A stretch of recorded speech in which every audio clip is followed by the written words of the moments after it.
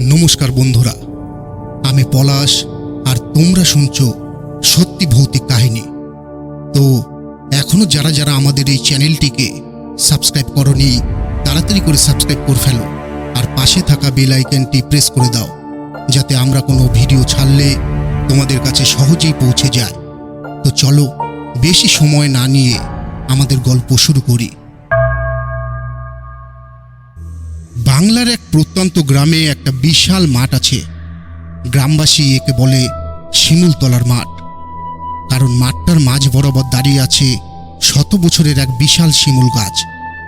দিনের বেলায় ওই মাঠে ছেলেপুলেরা খেলাধুলো করে, গরু মহিষ চড়ায়, কিন্তু সূর্য ডুবলেই চারপাশে এক অদ্ভুত ভৌতিক নিস্তবতায় ঢেকে যায়।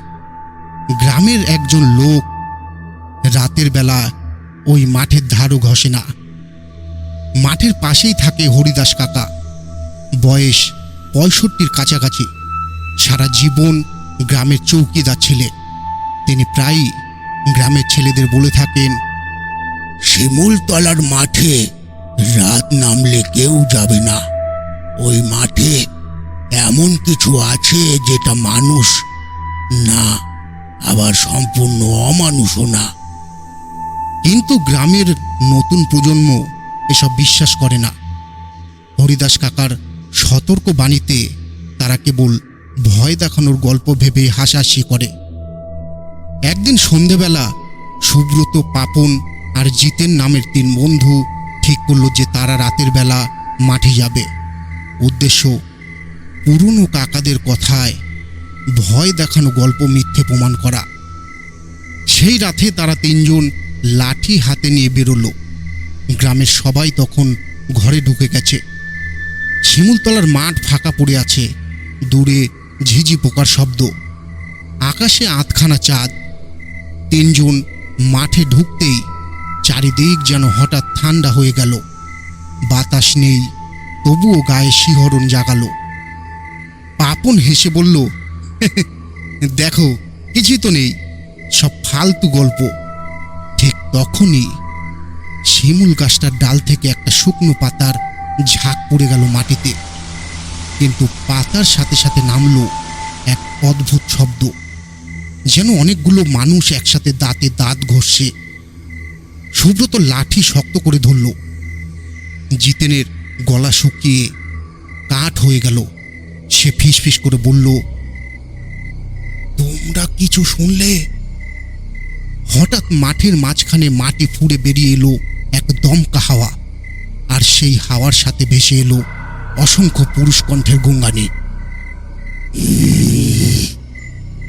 আমরা আছি, আমরা এখনো আছি। 3 বন্ধু হকচকিয়ে গেল। চারপাশ অন্ধকার হয়ে গেল। শুধু শিমুল গাছটার তলায় এক অদ্ভুত নীলচে আলো জ্বলছে। আর তখনই তারা দেখতে পেল গাছের নিচে দাঁড়িয়ে আছে অসংখ্য ছায়ামূর্তি। এক একজন লম্বা, মুখবিহীন, কেবল অদ্ভুত ফাঁকা চোখের মতো কিছু জ্বলছে। হরিদাস কাকার কথা হঠাৎ সত্যি মনে হতে লাগলো। গাছের নিচে দাঁড়িয়ে থাকা ওই ছায়ামূর্তিগুলো একেবারেই নড়ছে না, কিন্তু তাদের চোখের মতো জলজল করা ফাঁপা দৃষ্টিগুলো 3 বন্ধুর দিকে স্থির হয়ে আছে। চারিদিকে এত নিঃশব্দ যে নিজের হার্টবিট পর্যন্ত শোনা যাচ্ছিল। পাপন সাহস করে চেঁচিয়ে উঠল, কে আছিস তোরা? মানুষ হলে সামনে আয়। কথাটা বের হওয়ার সঙ্গে সঙ্গেই একসাথে সব ছায়াগুলো গম্ভীর গলায় হাহাকার করে উঠল, আমরা মানুষ ছিলাম, এখন শুধু ছায়া। সুব্রত আর জিতেনের বুক কেঁপে উঠল।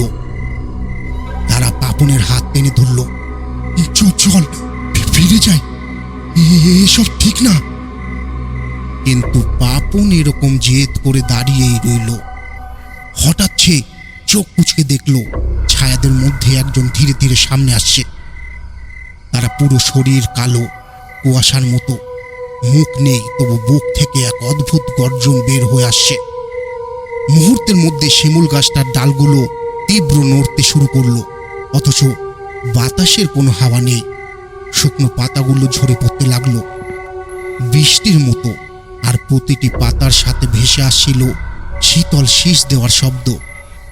সুব্রত ভয়ে কাঁপতে কাঁপতে হরিদাস কাকার সতর্কবাণী মনে করল।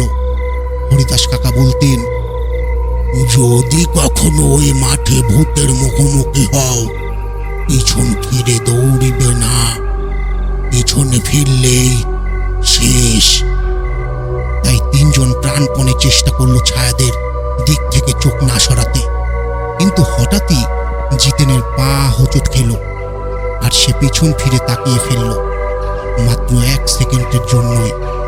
কিন্তু সেই মুহূর্তেই ছায়াদের মধ্যে থেকে এক লম্বা হাত বেরিয়ে জিতেনকে টেনে নিল গাছের দিকে। সুব্রত আর পাপন হকচকিয়ে চিৎকার করে উঠল, জিতেন! তারা দৌড়ে গিয়ে জিতেনকে টানার চেষ্টা করলো, কিন্তু তাদের হাত ফসকে গেল। গাছের নিচের নীলচে আলো তীব্র হয়ে উঠল, আর মুহূর্তের মধ্যে জিতেনের পুরো শরীর ছায়ার মধ্যে মিলিয়ে গেল। নিঃশব্দ মাঠ আবার শান্ত হয়ে গেল, যেন কিছুই ঘটেনি।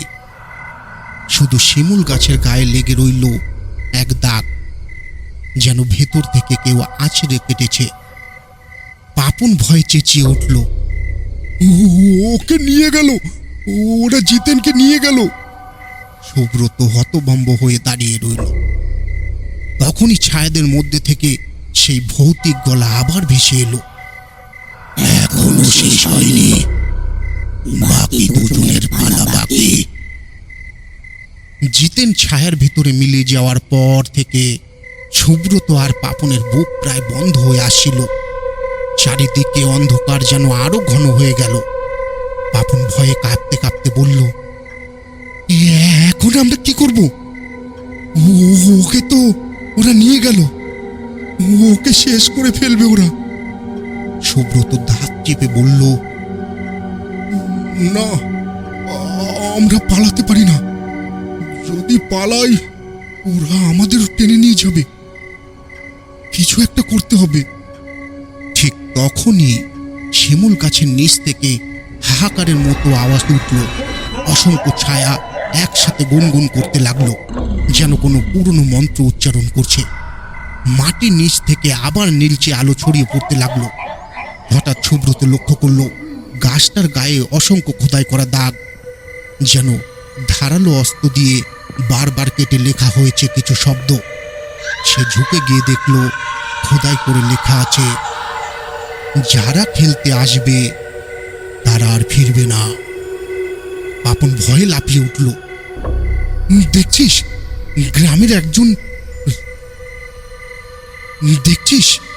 গ্রামের লোকজন যে বলতো যুদ্ধের সময় যারা এখানে মরেছিল তাদের আত্মা আটকে আছে। এটা সত্যি। সুব্রত কাপা গলায় বলল, হ্যাঁ, হয়তো ওই সৈনিকদের আত্মাই ছায়া হয়ে আছে, তারা মুক্তি পায়নি। কথা শেষ হতেই হঠাৎ আকাশে এক ঝলক বিদ্যুৎ চমকালো, আর সেই আলোয় দুজন পরিষ্কার দেখতে পেল ছায়াগুলো এবার এগিয়ে আসছে। তাদের দেহ থেকে শীতল ধোঁয়া বেরোচ্ছে। চারিদিক জমে বরফের মতো ঠান্ডা। পাপন ভয়ে কাঁপতে কাঁপতে পিছিয়ে গেল। না না না, আমি পারবো না, আমি যাচ্ছি। সুব্রত চিৎকার করে উঠল, পিছন ফিরে দৌড়াবি না, কাকার কথা মনে কর। কিন্তু পাপন আর শুনল না। সে দৌড়ে পালাতে লাগলো গ্রামের দিকে। প্রথমে মনে হলো সে বেঁচে যাবে, কিন্তু হঠাৎই শিমুল গাছ থেকে এক অদ্ভুত শিকড় মাটির উপর বেরিয়ে এসে তার পায়ে জড়িয়ে ধরল। পাপন মাটিতে পড়ে গিয়ে চিৎকার করতে লাগলো, বাঁচাও সুব্রত, আমাকে বাঁচাও, আমাকে টেনে নিয়ে যাচ্ছে। কিন্তু কথা শেষ হওয়ার আগেই সেই শিকড় তাকে টেনে নিয়ে গেল গাছের নিচে। ছায়ারা হাহাকার করে হাসতে লাগলো।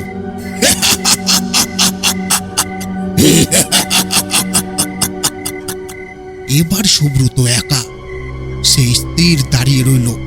বুকের ভেতর ধুকপুকানি এত জোরে হচ্ছিল যে মনে হচ্ছিল বুক ফেটে বেরিয়ে আসবে। ঠিক তখনই ছায়াদের মধ্যে থেকে এক গলা বেরোলো, এখন শুধু তুই বাকি আছিস। শিমুল গাছের নিচে দাঁড়িয়ে থাকা ছায়ারা ধীরে ধীরে সুব্রতের চারপাশ ঘিরে ফেলল। এবার আর পালাবার রাস্তা নেই। সুব্রত ভয় চেপে দাঁড়িয়ে বলল, তোরা কে? আমার বন্ধুদের নিয়ে গেলি কেন? অসংখ্য ভৌতিক কণ্ঠ একসাথে গর্জে উঠল। এই মাঠ আমাদের খবর, যে এখানে আসে সে আমাদের সাথে মিশে যায়, কেউ বেঁচে ফেরে না। সুব্রত বুক কাঁপলেও দাঁত চেপে বলল, আমি তোদের ভয় পাই না। যদি তোরা সত্যি আত্মা হোস তবে আমাকে বল, কিভাবে তোরা মুক্তি পাবি। না হলে আমিও মরবো, কিন্তু শান্তি দেব না। তার সাহসী কথায় চারিদিক নিস্তব্ধ হয়ে গেল। তারপর শিমুল গাছের ডালগুলো একসাথে ঝাঁকুনি খেল।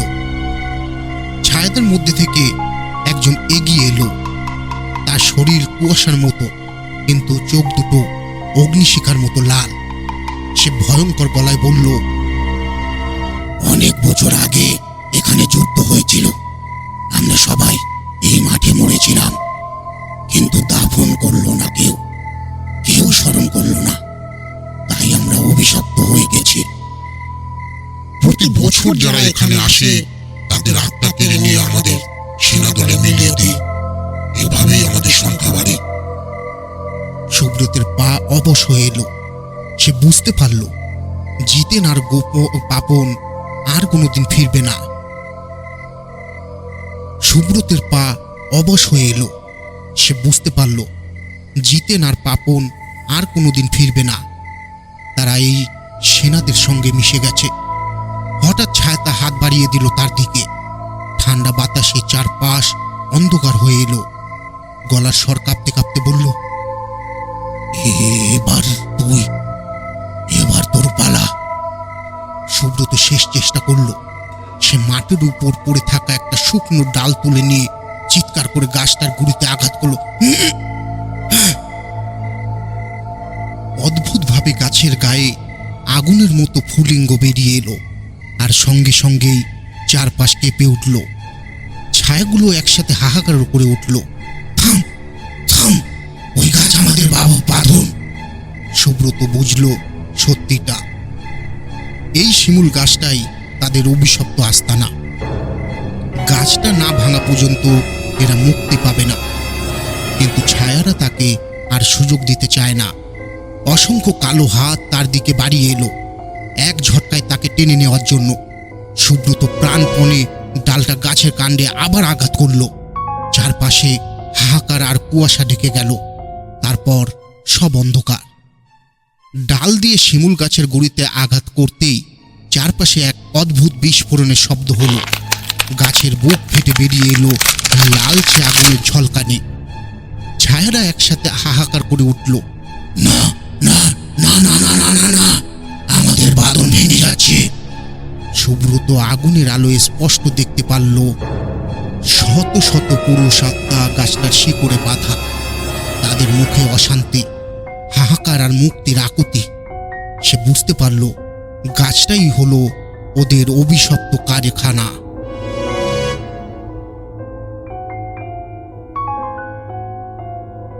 সে বুঝতে পারল গাছটাই হলো ওদের অভিশপ্ত কারাগার। যতদিন গাছ অটুট থাকবে আত্মাগুলো শান্তি পাবে না, আর যারা মাঠে আসবে তাদের প্রাণ কেড়ে নেবে। সুব্রত প্রাণপর চেষ্টা করতে লাগলো। একের পর এক আঘাত করতে লাগলো ডালটা দিয়ে। প্রতিবার আঘাতের সঙ্গে সঙ্গেই গাছের বুক থেকে আগুন আর ছাই উড়ে আসছিল। হঠাৎ ছায়াগুলো আরও উন্মত্ত হয়ে উঠল। অসংখ্য কালো হাত একসাথে সুব্রতের শরীর জড়িয়ে ধরল। তার বুক চেপে গেল, নিঃশ্বাস বন্ধ হয়ে আসছিল। তবু সে দাঁতে দাঁত চেপে শেষ শক্তিটুকু দিয়ে গাছটার গায়ে এক তীব্র আঘাত করল। মুহূর্তের মধ্যে গাছটার শিকড় ফেটে গেল, চারপাশ কেঁপে উঠল। আর তারপরেই ঘটে গেল অদ্ভুত ঘটনা। গাছের নিচ থেকে যে নীলচে আলো বের হচ্ছিল তা হঠাৎ সাদা আলোর বিস্ফোরণে মিলিয়ে গেল। ছায়াগুলো একে একে ধোয়ার মতো গলে যেতে লাগলো। শেষবার তারা হাহাকার করে বলল, আমাদের মুক্তি হলো। কি শান্তি! এখন আমাদের মুক্তি। চারিদিক নিস্তব্ধ হয়ে গেল। মাঠে আর কোনো ছায়া নেই, নেই কোনো ভৌতিক শীতলতা। শুধু শিমুল গাছটার বিশাল কাণ্ড ভেঙে পড়ে আছে মাটিতে। সুব্রত হাঁপাতে হাঁপাতে চারপাশ দেখল, কিন্তু জিতেন আর পাপন কোথাও নেই। তাদের আর ফিরিয়ে আনা গেল না। সুব্রত একা দাঁড়িয়ে রইল নিস্তব্ধ মাঠের মাঝে। সেই রাতের পর থেকে গ্রামের মানুষরা বুঝল শিমুলতলার মাঠের অভিশাপ ভেঙে গেছে। তবে 3 বন্ধুর মধ্যে কেবল একজনই ফিরল। সুব্রত আজও বেঁচে আছে, কিন্তু মাঝে মধ্যে সে চুপ করে বসে থাকে আর বলে, তাদের হাহাকার আমি এখনো কানে শুনি। শিমুল গাছ ভেঙে পড়ার পর গ্রামবাসীরা ভেবেছিল অভিশাপ শেষ হয়ে গেছে, কিন্তু সত্যি সত্যি কি শেষ হয়েছিল? 3 মাস কেটে গেছে। সুব্রত একা বেঁচে ফিরলেও সে শান্তি পায়নি। প্রতিদিন রাতে ঘুমের মধ্যে সে শুনতে পায় জিতেন আর পাপনের ডাক, আমাদের বাঁচা, আমাদের ফেরত আন। গ্রামের মানুষ তাকে পাগল বলে এড়িয়ে চলে, কিন্তু তখনই গ্রামে আসে নতুন একজন মানুষ, অমরেশ বাবু। অমরেশ বাবু তিনি পেশায় ইতিহাস গবেষক। শুনেছিলেন শিমুলতলার মাঠে বহু বছর আগে যুদ্ধের সময় এক রহস্যময় কাণ্ড ঘটেছিল। তিনি গ্রামে এসেছেন সেই সত্যি উদ্ঘাটন করতে। অমরেশবাবু প্রথম দিনেই সুব্রতের খোঁজ করলেন। তিনি তাকে বললেন, তুমি যা দেখেছো তা কেবল গাছ ভেঙে শেষ হয়নি। ওই মাঠের মাটি এখনো রক্ত ভিজে আছে। আমি চাই তুমি আমাকে সব দেখাও। সুব্রত ভয় পেয়ে মাথা নাড়ল। না না না, আমি আর ওদিকে যাব না। ওই মাঠ আমাকে আজও তাড়া করে বেড়ায়। কিন্তু অমরেশ বাবু হেসে বললেন, যদি সত্যি মুক্তি দিতে চাও তোমার বন্ধুদের আত্মাকে, তবে আমাকে সাহায্য করতেই হবে। এই কথাগুলো সুব্রতের বুক কাঁপিয়ে দিল। সে বুঝল জিতেন আর পাপনকে হয়তো ফেরানো সম্ভব হবে। সেই রাতেই দুজনে টর্চ আর করবার সরঞ্জাম নিয়ে শিমুলতলার মাঠে গেল। মাঠ তখনও ভয়ঙ্কর নিস্তব্ধ। ভাঙা শিমুল গাছের শুকনো ডালপালা চারিদিকে ছড়িয়ে আছে। হঠাৎ টর্চের আলোয় অমরেশবাবু লক্ষ্য করলেন গাছটার গুড়ির নিচে মাটি অস্বাভাবিক লালচে। তিনি কুড়াল দিয়ে খুঁড়তে লাগলেন। সুব্রত থেমে গেল, কারণ খুঁড়তে খুঁড়তেই মাটির ভেতর থেকে আসতে লাগলো অসংখ্য গঙ্গানির শব্দ।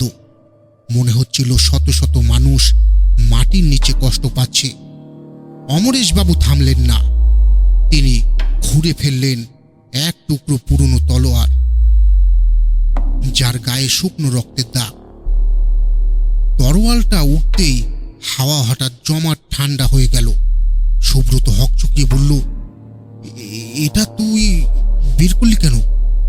এটা তো অভিশপ্ত। অমরেশবাবু দৃঢ় গলায় বললেন, এই তলোয়ারটাই হলো ওদের বাঁধনের আসল চাবি। ঠিক তখনই মাঠ জুড়ে ভেসে উঠল পরিচিতি সেই ভৌতিক কণ্ঠ, তরোয়াল ফিরিয়ে দে, নইলে তোদেরও শেষ। চারিদিক কাঁপতে লাগলো, আর ছায়ারা আবার ফিরে এলো। তাদের চোখ আগের চেয়েও ভয়ঙ্কর। শিমুলতলার মাঠ হঠাৎ ভয়ঙ্কর অন্ধকারে ডুবে গেল। অমরেশবাবুর হাতে ধরা রক্ত মাখা তলোয়ারটা নীলচে আলো ছড়াতে শুরু করলো। সুব্রত ভয়ে পিছিয়ে গেল। অমরেশ দা, এটা নামিয়ে রাখো, ওরা আসছে। কিন্তু অমরেশবাবু দৃঢ় হয়ে দাঁড়ালেন।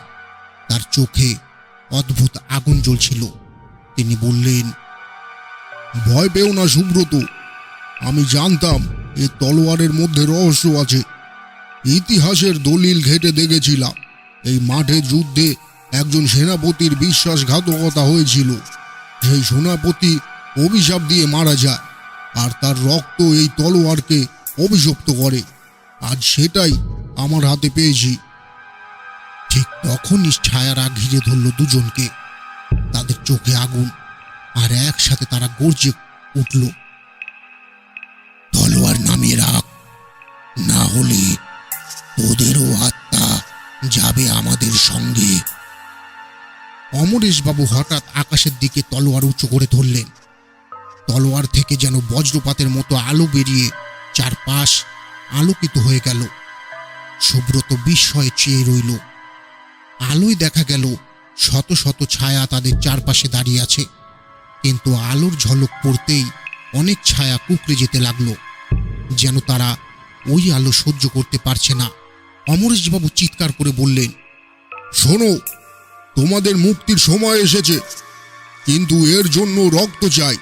যে রক্তে তলোয়ার কলঙ্কিত হয়েছিল, সেই রক্তই শোধ করবে অভিশাপ। সুব্রত ভয়ে কেঁপে উঠল। মানে, কার রক্ত চাই? অমরেশবাবু ধীরে ধীরে তার দিকে তাকালেন। একটু অদ্ভুত রহস্যময় হাসি ফুটে উঠল তার ঠোঁটে। যে বেঁচে আছে তার রক্তই হবে চাবি। সুব্রতের বুক ধুক করে উঠল। মানে, তুমি এই রক্ত চাইছো আমার? অমরেশবাবুর চোখ লালচে জল করতে লাগলো। তিনি এক ধাপ এগিয়ে এলেন, তলোয়ারটা হাতে। মাঠ জুড়ে ছায়ারা হাহাকার করে হাসতে লাগলো। রক্ত চাই, রক্ত, রক্ত চাই আমাদের। অমরেশবাবু ধীরে ধীরে এগিয়ে আসছে, হাতে জ্বলন্ত তলোয়ার। সুব্রতের বুক কাঁপতে লাগলো। সে পিছিয়ে যেতে যেতে চিৎকার করে উঠল, তুমি কি পাগল হয়ে গেলে? আমার রক্তে কিভাবে ওদের মুক্তি হবে? অমরেশবাবু গম্ভীর স্বরে বলল, এই মাঠে যে শেষ জীবিত মানুষ প্রবেশ করেছে, তার রক্তই হবে মুক্তির দোরগোড়া। ইতিহাসের পাণ্ডুলিপিতে এই কথাগুলোই লেখা আছে। ঠিক তখনই হঠাৎ করে চারিদিক কেঁপে উঠল। শিমুলতলার মাঠে আবার এক নতুন শব্দ ভেসে এলো, ঢাকের মতো বাজনা আর ভারী পদচারণার শব্দ। অমরেশ আর সুব্রত দুজনে স্তম্ভিত হয়ে গেল। ছায়ারা ভয়ে পিছিয়ে যেতে লাগলো, যেন কেউ আরো ভয়ঙ্কর কিছু আসে। কিছুক্ষণের মধ্যেই অন্ধকার থেকে বেরিয়ে এলো এক অচেনা পুরুষ। মাথায় লাল পাগড়ি, হাতে লোহার ত্রিশূল, চোখ দুটো আগুনের মতো লাল, আর গলায় এক গুচ্ছ হারের মালা। সুব্রত চমকে উঠল, তুমি কে? লোকটা গম্ভীর গলায় উত্তর দিল, আমি দেবনাথ, এই অঞ্চলের শেষ তান্ত্রিক বংশের মানুষ। শিমুলতলার অভিশাপের খবর আমি অনেক আগে থেকেই জানতাম। তোমরা ভুল করেছ, রক্তে মুক্তি আসবে না। রক্ত নিলে শুধু নতুন অভিশাপ জন্মাবে। অমরেশ চেঁচিয়ে উঠল, না, তুমি মিথ্যে বলছো। ইতিহাস বলছে রক্তই মুক্তি দেবে। দেবনাথ গম্ভীর হেসে বলল, তুমি ইতিহাস পড়েছ, কিন্তু অর্ধেক। সত্যিটা হলো, এই তলোয়ার ভাঙা না হলে আত্মারা কোনোদিন মুক্তি পাবে না। তুমি রক্ত চাইছো কারণ তুমি নিজেও ওদের অভিশাপে বাধা হয়ে গেছো। কথা শেষ হতে না হতেই তলোয়ারের নীল আলো লাল হয়ে উঠল। অমরেশের চোখ আরো জ্বলজ্বল করতে লাগলো, যেন সে আর মানুষ নেই, বরং ছায়াদের অংশ হয়ে যাচ্ছে। সুব্রত হাঁপ ছেড়ে বুঝল, অমরেশ আমাদের বাঁচাতে আসেনি, তাহলে ও নিজেই অভিশপ্ত। মাঠ জুড়ে ছায়ারা হাহাকার করে হাসতে লাগলো, আর অমরেশ গর্জে উঠল, যদি আমাকে থামতে চাস তবে মরতে হবে। সে তলোয়ার উঁচিয়ে ঝাঁপিয়ে পড়ল সুব্রতের দিকে। অমরেশের হাতে জ্বলন্ত তলোয়ার তুলে সুব্রতের দিকে ঝাঁপিয়ে পড়তেই সামনে দাঁড়িয়ে গেল দেবনাথ, তার হাতে উঁচু করা ত্রিশূল। দুই অস্ত্র একসাথে ঠক করে বাজতেই চারিদিক কেঁপে উঠল। তলোয়ার থেকে আগুনের ঝলক, ত্রিশূল থেকে বেরোলো সাদা আলোর রেখা। দুই আলো একে অপরের সাথে ধাক্কা খেয়ে মাঠে বজ্রপাতের মতো শব্দ করল। সুব্রত মাটিতে পড়ে গেল ভয়ে। সে দেখল অমরেশ মুখ এখন আর মানুষের মতো নেই, চোখ দুটো অগ্নিশিখার মতো জ্বলছে, দাঁতগুলো নেকড়ের মতো বেরিয়ে এসেছে। সে হাহাকার করে উঠল, আমি এখন ওদেরই একজন। আমি এই মাঠের রক্ষক, কেউ আমাকে থামাতে পারবে না। দেবনাথ দৃঢ় গলায় উত্তর দিল, তুই অভিশাপে গ্রাস হয়ে গেছিস, কিন্তু মনে রাখিস, অভিশাপ যত শক্তিশালী হোক তার ভাঙন আছে। এবার দেবনাথ মন্ত্র পড়তে শুরু করলেন। ওম কালী কালী মহাকালী রক্ষ রক্ষ রক্ষয়াও, ওম কালী ভট। তার মন্ত্র উচ্চারণে ত্রিশূলের মাথা থেকে আগুনের ফুলিঙ্গ বেরিয়ে এলো। অমরেশ হিংস্র গর্জন করে তলোয়ার দিয়ে ত্রিশূলে আঘাত করল। মাঠ জুড়ে যেন অগ্নি আর বজ্রের যুদ্ধ শুরু হলো। সুব্রত ভয়ে চিৎকার করে উঠল, ওকে থামাও, না হলে আমরা সবাই শেষ। ঠিক তখনই ছায়াদের দল আরো উন্মত্ত হয়ে উঠল। তারা অমরেশকে ঘিরে এক অদ্ভুত শক্তি জোগাতে লাগলো। অমরেশের তলোয়ার আরো লাল হয়ে উঠল, যেন রক্ত দিয়ে ভিজে আছে। দেবনাথ হঠাৎ সুব্রতের দিকে ঘুরে বললেন, এই যুদ্ধ আমি একা জিততে পারবো না। তুই যদি সত্যি বন্ধুদের আত্মাকে মুক্ত করতে চাস তবে এগিয়ে আয়, তোর হাতেই আছে শেষ চাবি। সুব্রত হতভম্ব হয়ে গেল। আমার হাতে? কিন্তু আমি তো সাধারণ মানুষ। দেবনাথ গর্জে উঠল, সাধারণ মানুষের আত্মবিশ্বাসী সবচেয়ে বড় অস্ত্র। তুই আমার সঙ্গে মন্ত্রোচ্চারণ কর, তবে এই মাঠের অভিশাপ শেষ হবে। অমরেশ পাগলের মতো হাসতে হাসতে তলোয়ার উঁচু করল। তোমাদের সময় শেষ। অমরেশ উন্মত্তের মতো হাসতে হাসতে তলোয়ার উঁচু করল। চারপাশে ছায়ারা হাহাকার করে উঠল, রক্ত চাই, রক্ত। দেবনাথ ত্রিশূল শক্ত করে ধরে সুব্রতর দিকে তাকালে। দাঁড়িয়ে থাকলে মরবি, আমার সঙ্গে মন্ত্র পড়। তুই না চাইলে এই মাঠে মুক্তি আসবে না।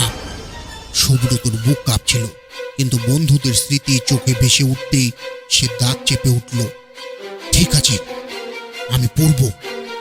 দেবনাথ জোরে মন্ত্র উচ্চারণ শুরু করলেন। ওম কালী কালী মহাকালী। সুব্রত কাপা গলায় শব্দগুলো অনুসরণ করল। মন্ত্র বেরোতেই চারপাশ কাঁপতে শুরু করলো। ত্রিশূলের মাথা থেকে সাদা আগুন ছড়িয়ে পড়ল, আর সেই আগুন গিয়ে ধাক্কা মারল অমরেশের তলোয়ারে। অমরেশ গর্জে উঠল, না, এই অভিশাপ ভাঙা যাবে না। আমি তোদের রক্তেই শক্তি পাবো। সে ঝাঁপিয়ে পড়ল দুজনের দিকে, কিন্তু দেবনাথ আর সুব্রতের একসাথে মন্ত্রোচ্চারণের আলো আরো তীব্র হয়ে উঠল। হঠাৎ মাটি ফেটে বেরিয়ে এলো আগুনের জ্বলন্ত রেখা, যা শিমুলতলার মাঠটাকে চার ভাগে ভাগ করে দিল। ছায়ারা আতঙ্কে চিৎকার করে পালাতে চাইল, কিন্তু সাদা আলোয় গলে গিয়ে অদৃশ্য হতে লাগলো। অমরেশ শেষবার হাহাকার করে উঠল। তার শরীর থেকে ছায়ার মতো ধোঁয়া বেরোতে লাগলো, মুখ বিকৃত হয়ে গেল, আর তরোয়ার হাত থেকে পড়ে গেল মাটিতে। সে চিৎকার করতে লাগলো, না, আমি মুক্তি চাই না, আমি শক্তি চাই। কিন্তু ত্রিশূলের আলো তাকে ঘিরে ধরল। এক মুহূর্তেই অমরেশ ভস্ম হয়ে মিলিয়ে গেল ধোঁয়ার মধ্যে। চারপাশ নিঃশব্দ, ছায়াদের হাহাকার থেমে গেল। মাঠে আর কোনো শীতলতা নেই।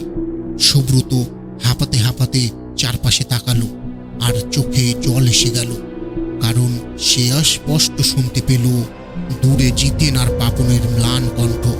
ধন্যবাদ, আমাদের মুক্তি দিলে। তারপর সব চুপ। দেবনাথ ত্রিশূল মাটিতে গেঁথে দাঁড়িয়ে বললেন, শেষ হলো অভিশাপ, ভাঙলো এই রক্তের খেলা। সুব্রত মাটিতে বসে পড়ল, কিন্তু তার বুকের ভেতর এখনো প্রশ্ন ঘুরতে লাগলো। সত্যি কি সব শেষ হলো, নাকি মাঠের মাটির নিচে আরো কোনো রহস্য ঘুমিয়ে আছে?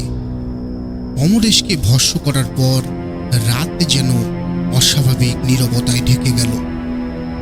সুব্রত আর দেবনাথ দুজনেই ভেবেছিল সবকিছু শেষ হয়ে গেছে, কিন্তু শেষ কি সত্যিই হয়েছে? সুব্রত যখন মাটিতে পড়ে থাকা সেই কালো তরোয়ালটা হাতে তুলল, তখনই অদ্ভুত এক ঠান্ডা স্রোত তার শরীরে বয়ে গেল। তলোয়ারের ফলা যেন ফিসফিস করে বলল, তুই আমাকে ছুঁয়েছিস, এখন থেকে তুই আমার বাহক। সুব্রত ভয় পেয়ে তলোয়ারটা ছুঁড়ে ফেলে দিল, কিন্তু দেবনাথ তাকে থামালেন। না, এটা ছুঁড়ে ফেলিস না। তলোয়ারটা যতক্ষণ না শুদ্ধ করা হচ্ছে ততক্ষণ মাটিতে পড়ে থাকলে আরো বিপদ হবে। ত্রিশূল দিয়ে আশীর্বাদ করে দেবনাথ তরোয়ালটাকে তুলে নিলেন, কিন্তু তলোয়ারের ফলা যেন লালচে আলোয় ঝলমল করতে লাগলো। তখনই হঠাৎ মাটি কেঁপে উঠল। শিমুলতলার মাঠের মাঝখান থেকে মাটি ফেটে এক বিশাল পাথরের ঢাকনা বেরিয়ে এলো। ঢাকনার উপর অদ্ভুত খোদাই করা চিহ্ন, যেন কোনো পুরনো যজ্ঞ মণ্ডপের গোপন প্রবেশদ্বার। দেবনাথ বিস্মিত হয়ে বললেন, আমিও আশঙ্কা করেছিলাম অমরেশ ছিল অভিশাপের বাহক, কিন্তু আসল শক্তি এখনো মাটির নিচে চাপা পড়ে আছে। সুব্রত অবাক হয়ে জিজ্ঞাসা করল, মানে তাহলে আমরা যা করলাম তাতে কিছুই শেষ হয়নি? দেবনাথ গম্ভীর মুখে উত্তর দিলেন, না, অমরেশকে শেষ করা শুধু শুরু। আসল দানব এখনো মুক্তি পায়নি। এই মাঠের নিচে আরো ভয়ঙ্কর এক শক্তি বন্দী আছে। হাওয়া হঠাৎ আবার ঠান্ডা হয়ে এলো। পাথরের ঢাকনার ফাঁক দিয়ে কালো ধোঁয়া বেরোতে লাগলো, আর সেই ধোঁয়ার ভেতর থেকে শোনা গেল গম্ভীর গলা, অমরেশ ব্যর্থ হয়েছে, এখন তোমাদের পালা। তোমাদের রক্তই আমি জেগে উঠব। সুব্রতের রক্ত হিম হয়ে গেল। দেবনাথ ত্রিশূল শক্ত করে ধরে দাঁড়ালেন। মাঠের অন্ধকারে আবার নতুন ভয়ের সূচনা হলো। শিমুলতলার মাঠে হাহাকার করা বাতাস যেন মৃত্যুর সঙ্গীত বাজছিল। পাথরের ঢাকনায় ফাঁকাটা ক্রমশ বড় হতে লাগলো। ভেতর থেকে কালো ধোঁয়া বেরিয়ে চারিদিক অন্ধকারে ঢেকে দিল। সুব্রত চোখে দেখতে পাচ্ছিল না কিছু, কিন্তু সেই ধোঁয়ার ভেতর থেকে বেরোতে লাগলো গর্জন। হাজার হাজার বছর বন্দী ছিলাম, আজ মুক্ত হব, আর আমার প্রথম হার হবে তোমরা।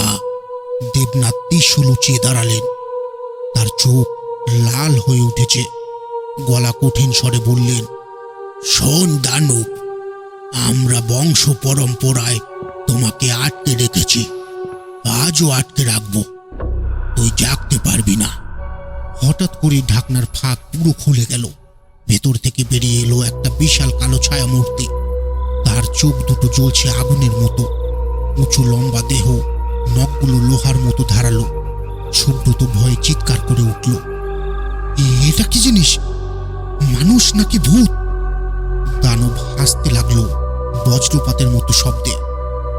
আমি মানুষ নই, ভূত নই, আমি অগ্নিযক্ষ। যে শেষ অভিশপ্ত যজ্ঞের বলিদান অসম্পূর্ণ ছিল, আমি সেই বলিদানের আগুন থেকে জন্মেছি। অমরেশ ছিল আমার দাস, তোমরা তাকে ধ্বংস করেছ, কিন্তু আমাকে আটকাতে পারবে না। সুব্রত কাপা গলায় দেবনাথকে বলল, আমরা তো পারবো না, ওর শক্তি দেখে বোঝা যাচ্ছে অসম্ভব। দেবনাথ রাগে গর্জে উঠল, চুপ! ভয় দেখালে এরা শক্তি পায়, আমাদের ভয়কে কাজে লাগিয়েই ওরা বড় হয়। অগ্নিযজ্ঞ হঠাৎ মাটি চাপড়ে উঠল। মাঠের চারপাশে আগুনের পর্দা তৈরি হলো। তাতে আটকে পড়ল দেবনাথ আর সুব্রত। দেবনাথ ত্রিশূল মাটিতে গেঁথে মন্ত্রপাঠ শুরু করলেন। ওম কালী, কালীকে কালী মা রক্ষা করো, ওম মহাকাল রক্ষা করো।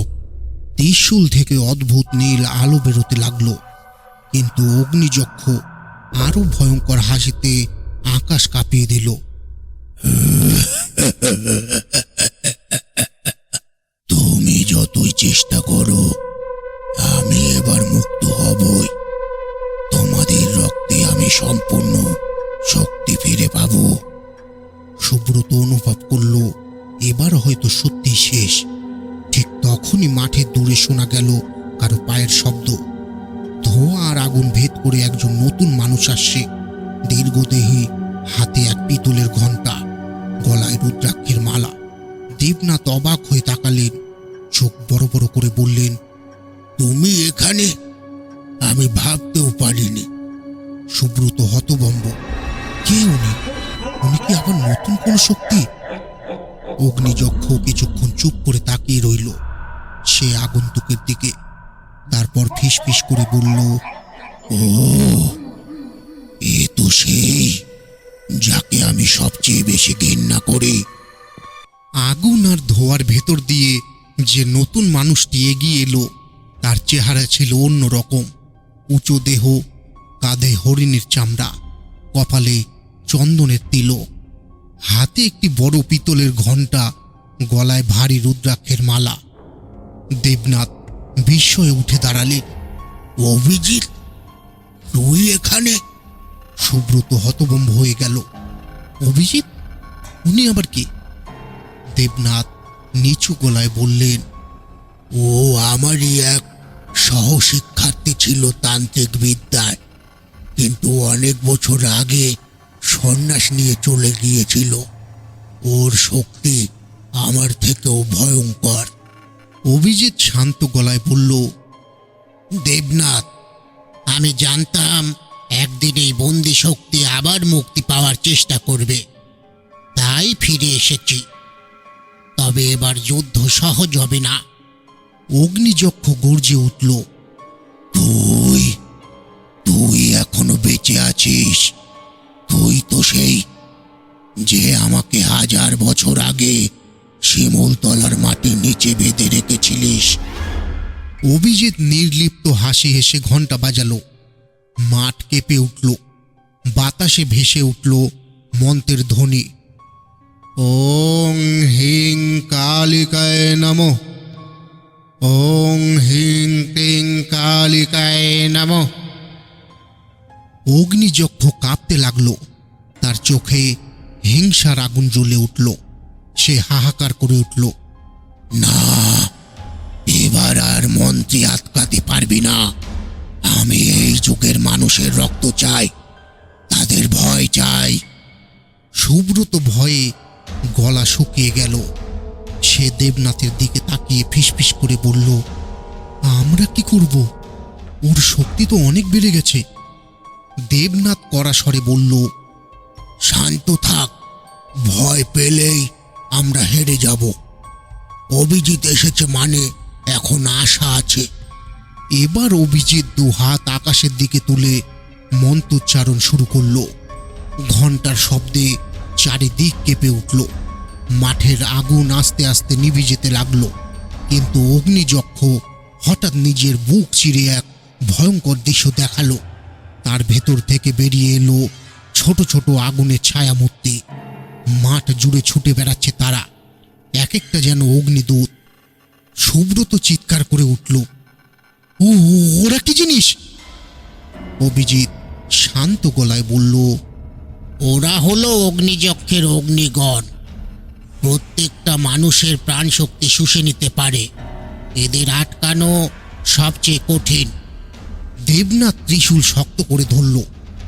তাহলে যুদ্ধ শুরু হোক, এবার জীবন মৃত্যুর খেলা। অগ্নিযক্ষ বজ্রপাতের মতো হাসতে লাগলো।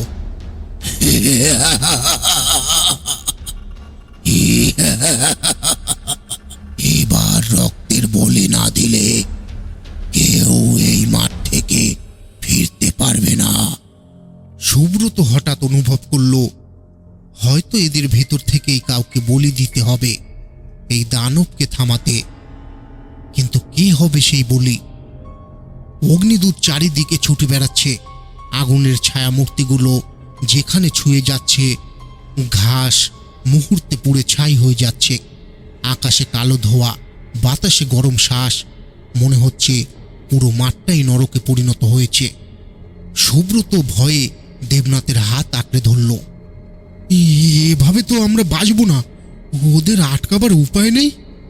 অভিজিৎ শান্ত গলায় বলল, আছে, তবে তার জন্য রক্তের বলি চাই। দেবনাথ গর্জে উঠল। না, আমরা মানুষকে বলি দেব না, অন্য পথ থাকতে হবে। অগ্নিযক্ষ গম্ভীর গলায় হেসে উঠল।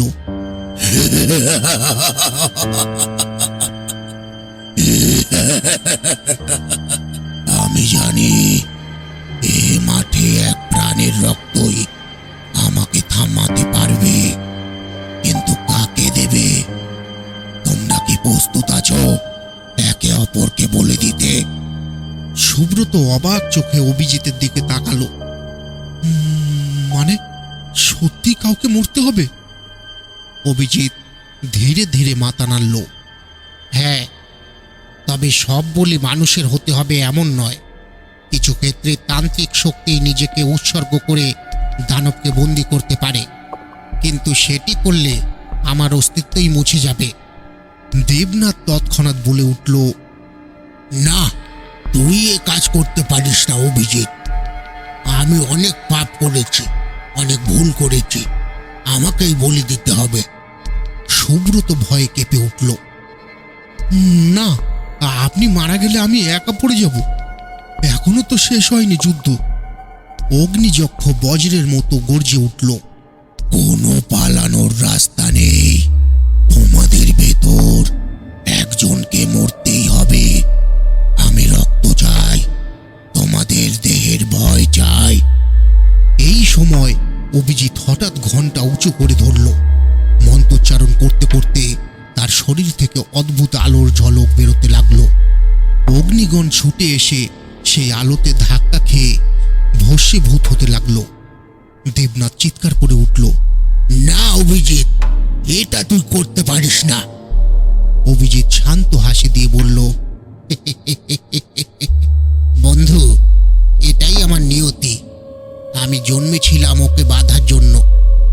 আজ যদি আমি নিজেকে না দিই, তবে হাজার মানুষ মরবে। আমি শুধু চাই তুই আর সুব্রত এই কাহিনী বাঁচিয়ে রাখিস।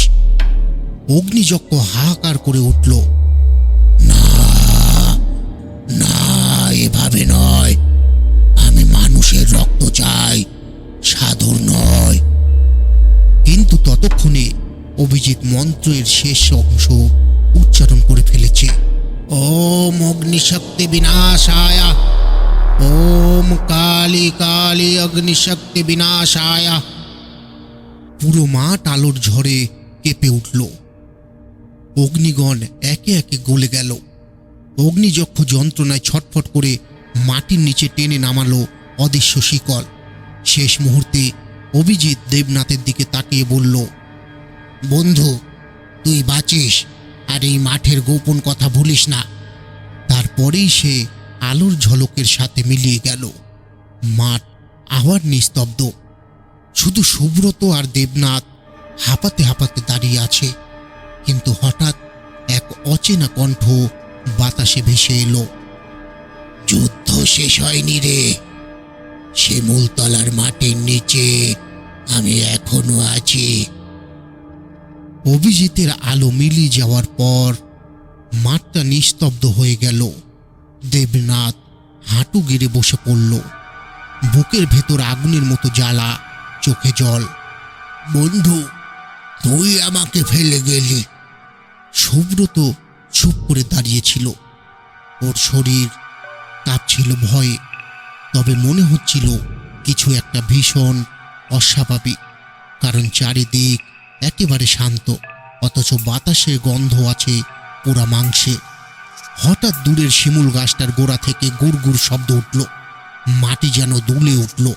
সুব্রত চিৎকার করে উঠল, দাদা, মাটির নিচে কিছু নড়ছে। দেবনাথ দাঁড়িয়ে গেল। সে বুঝল অগ্নিযক্ষ পুরোপুরি মারা যায়নি, শুধু মন্ত্রে মাটির নিচে আটকে গেছে। যদি ও আবার বের হয় তবে কেউ বাঁচবে না। দেবনাথ গভীর গলায় বলল, শোন, আমাদের দুজনকে বাঁচতে হলে শপথ নিতে হবে। ভয় দেখালেই ও শক্তি পায়। আমরা যদি বুক চিতিয়ে দাঁড়াই, যদি ভয় না পাই, তবে ওর কোনো ক্ষমতা থাকবে না। সুব্রত কাপা গলায় বলল, কিন্তু ও, আমি তো ভয় পাচ্ছি। ও যদি আবার বেরোয়। দেবনাথ ওর কাঁধে হাত রাখলো। ভয় স্বাভাবিক, কিন্তু মনে রাখিস এই মাঠে আমরা দুজন মানুষ, আর ও কেবল এক অভিশপ্ত আগুন। আমরা একসাথে থাকলে বাঁচব। তখনই গাছের গোড়া ফেটে আগুনের শিখা বেরোলো। ভেতর থেকে গর্জন, তোরা আমাকে আটকে রাখতে পারবি না, আমি চিরন্তন। কিন্তু দেবনাথ হাত জড়ো করে অভিজিতের শেখানো মন্ত্র আওড়াতে লাগলো। সুব্রত দাঁতে দাঁত চেপে মন্ত্র পড়তে শুরু করলো। দুজনের বুক থেকে সাহসের শক্তি বেরিয়ে আসতেই অগ্নিশিখা কাঁপতে শুরু করলো। এক সময় গর্জন মিলিয়ে গেল, গাছের গোড়ায় ফাটল বন্ধ হয়ে গেল। বাতাস আবার ঠান্ডা, মাঠ নিঃশব্দ। দেবনাথ হাঁপাতে হাঁপাতে বলল, দেখলি, আমরা দুজন একসাথে থাকলে ও কিছুই করতে পারবে না। আমরা ভয় না পেলে ওর কোনো শক্তিই নেই। সুব্রতর চোখে জল নিয়ে বলল, দাদা, তাহলে আমরা বেঁচে গেলাম না?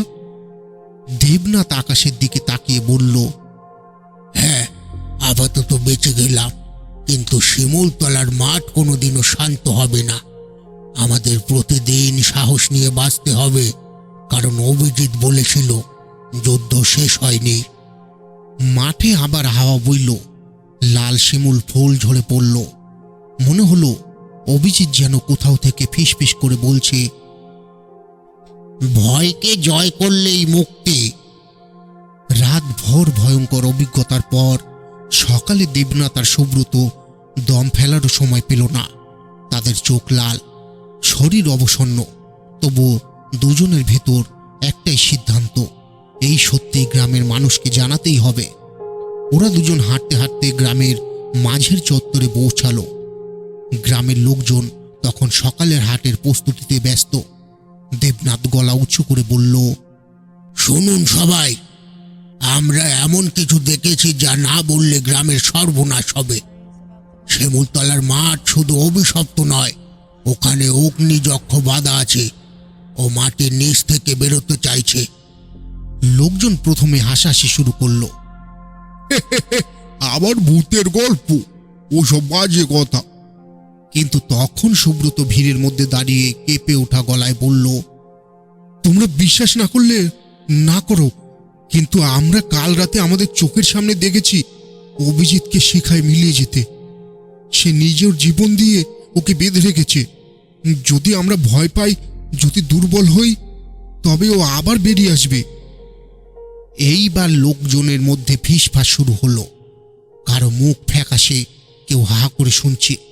কারণ সবাই জানে বছর কয়েক আগে রাতের বেলা ওই মাঠে গরু চড়াতে গিয়ে এক রাখাল আগুনে ঝলসে মারা গিয়েছিল, কিন্তু তখন ভেবেছিল দুর্ঘটনা। এবার সন্দেহ ঘনিয়ে এলো।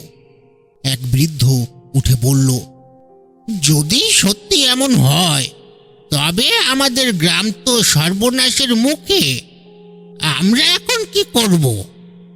দেবনাথ গম্ভীর গলায় বলল, আমাদের একটাই কাজ, ভয়কে দূরে রাখা। মাঠের কাছে কেউ যাবে না একা। আর যদি কারো মনে হয় আগুন জ্বলছে বা গর্জন শুনতে পাচ্ছ, তবে মন্ত্র পড়তে হবে, একসাথে দাঁড়াবে।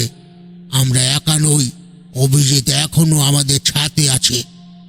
সারা গ্রাম জুড়ে নিস্তবতা নেমে এলো। মানুষের চোখে ভয়, কিন্তু তার চেয়ে বড় সাহসও জন্ম নিল। সুব্রত নিঃশব্দে দেবনাথের দিকে তাকিয়ে বলল, দাদা, আজ প্রথমবার মনে হচ্ছে অভিজিৎ সত্যি আমাদের ভেতরে বেঁচে আছে। মাঠের দিক থেকে হাওয়া এলো।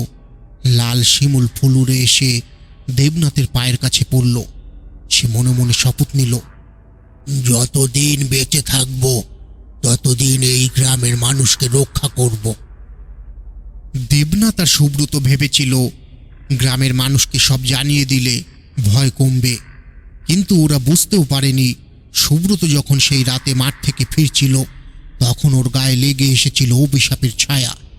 প্রথমে ব্যাপারটা টের পাওয়া যায়নি, কিন্তু রাত যত গভীর হতে লাগলো, সুব্রতের শরীর হালকা গরম হতে লাগলো, যেন জ্বর আসছে। সে বিছানায় শুয়ে ঘামতে লাগলো। হঠাৎ জানালার বাইরে থেকে শোষো হাওয়ার সাথে গলা ভেসে এলো। তুই আমাকে মাঠে আটকে রেখে চলে এসেছিস, তুই আমার পথ খুলে দিবি। সুব্রত কেঁপে উঠল। মনে হলো বুকের ভেতর আগুন জ্বলছে। চোখের সামনে ভেসে উঠল শিমুলতলার মাঠের আগুন আর লাল ছায়া। সেই রাতেই গ্রামে অদ্ভুত ঘটনা শুরু হলো।